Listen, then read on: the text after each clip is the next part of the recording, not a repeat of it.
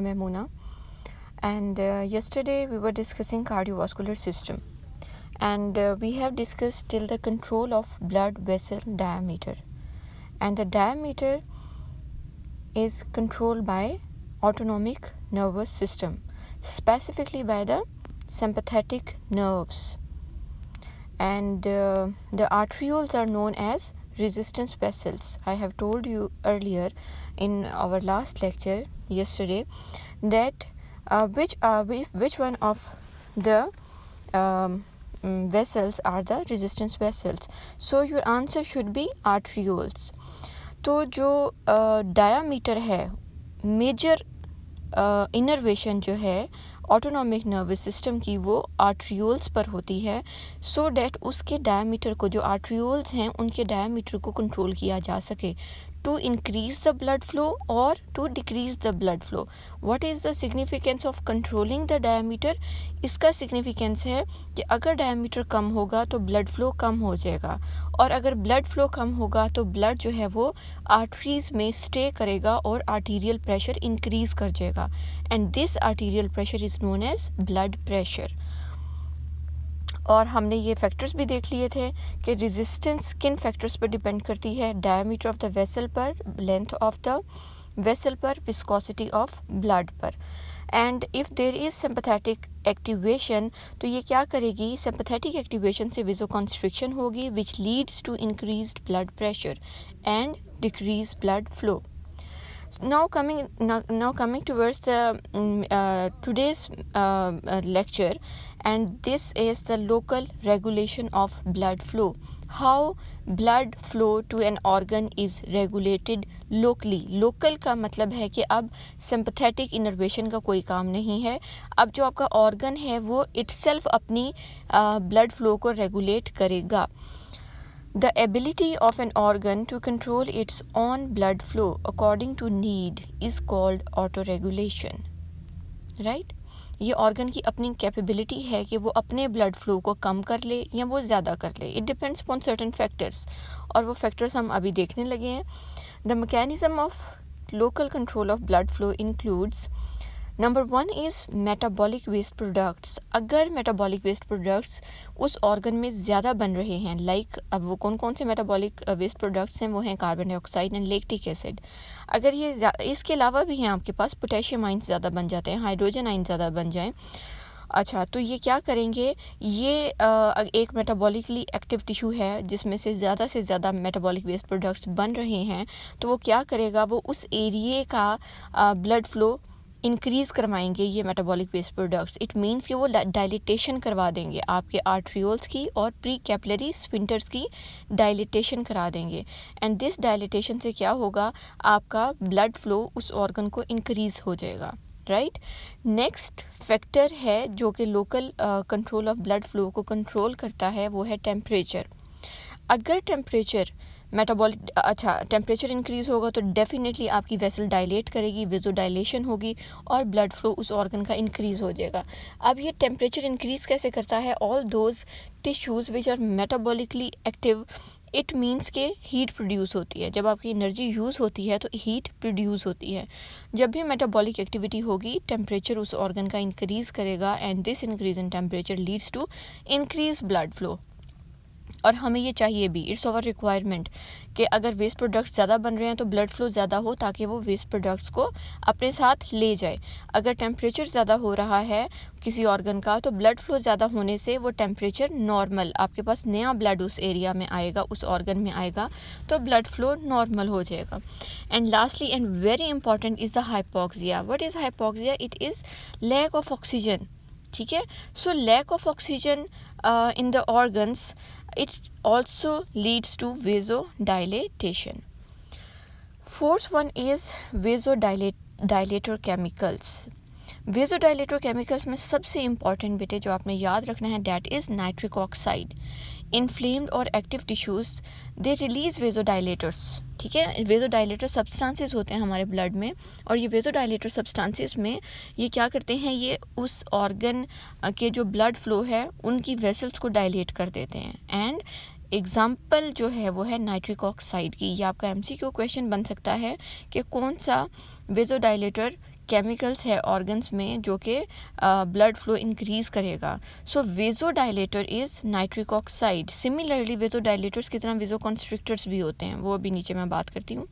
Other agents में आ जाते हैं आपके पास substances released in inflammatory response, for example histamine and bradykinin.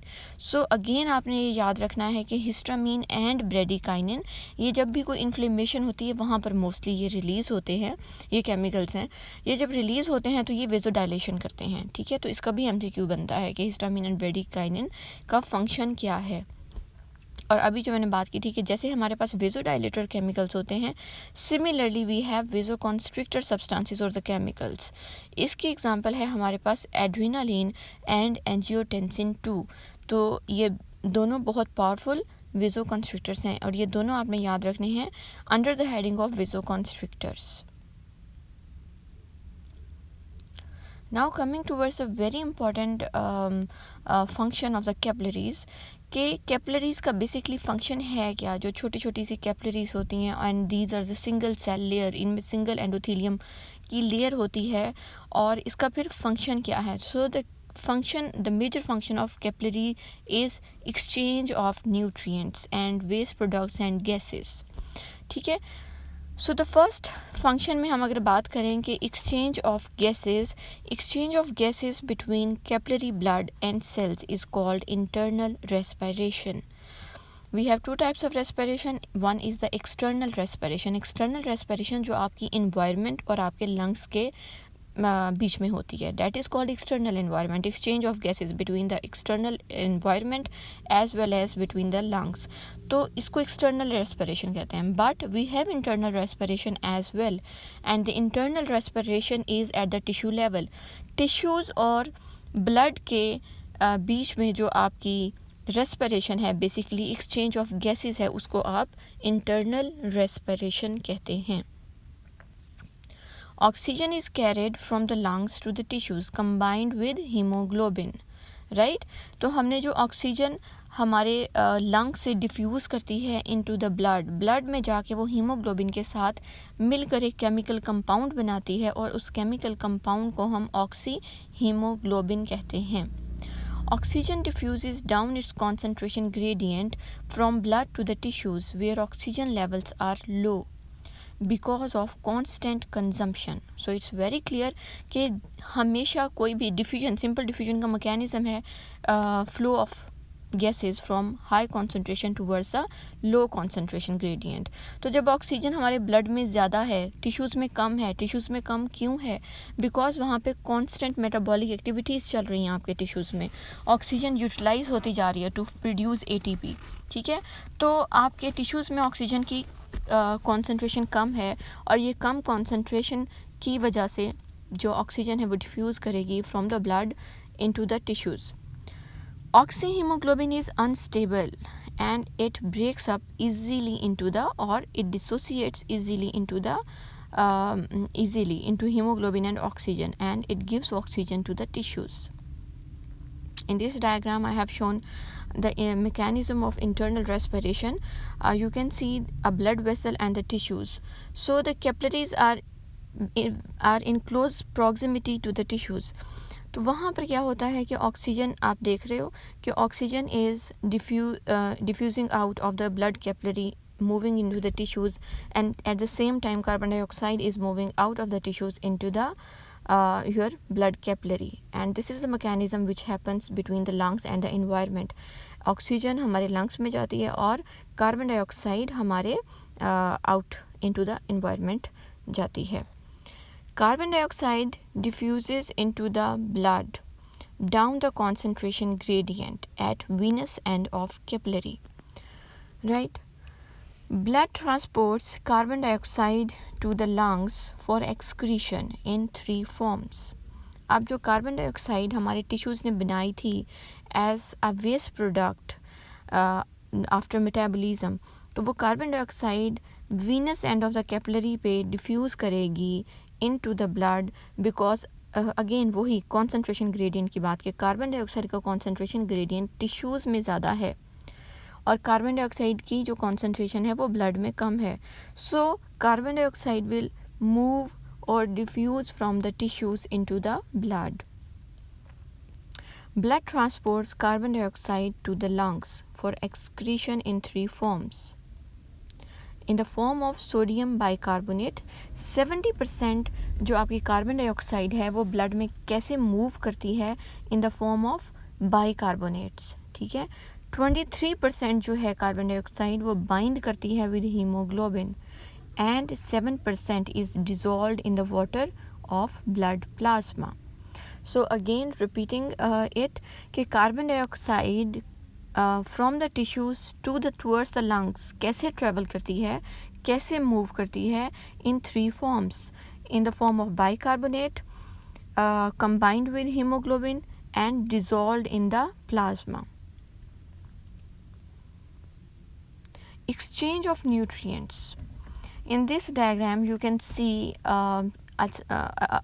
upward आप देख सकते हैं कि there is a layer of cells, right, and then there is tissue fluid, and lastly you can see the capillary.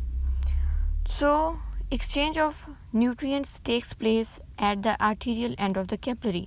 Arterial end of the capillary पे आप देखें green colour के जो एरोज़ हैं वो आपको न्यूट्रिएंट्स एंड ऑक्सीजन की movement दिखा रहे हैं.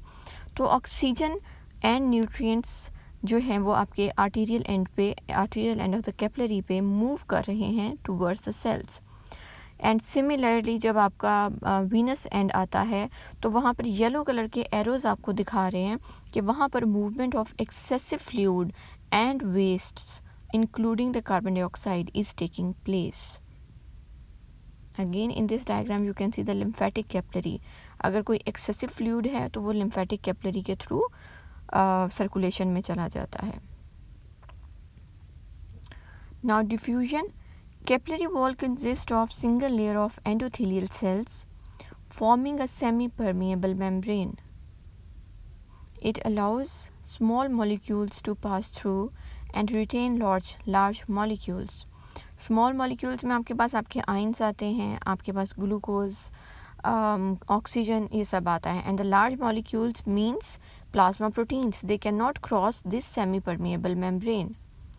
Diffusible substances include oxygen, carbon dioxide, glucose, amino acids, fatty acids, glycerol, vitamins, mineral salts and water. Now is the osmosis. Water moves from blood to cells across the semi-permeable membrane to establish a state of equilibrium. ठीक है. So osmosis is basically it is the movement of the water across the semi-permeable membrane. The main substances responsible for the osmotic pressure between blood and tissue fluid are the non-diffusible plasma proteins, especially albumin. अब इसका ये मतलब है कि आपके blood vessel के अंदर से सारे का सारा जो वाटर है वो डिफ्यूज़ आउट और उसकी ऑस्मोसिस नहीं हो जाती. आपके ब्लड वेसल में नॉन डिफ्यूजिबल सब्सटेंसेस हैं. Non diffusible substances are the larger one which can not cross the semi permeable membrane.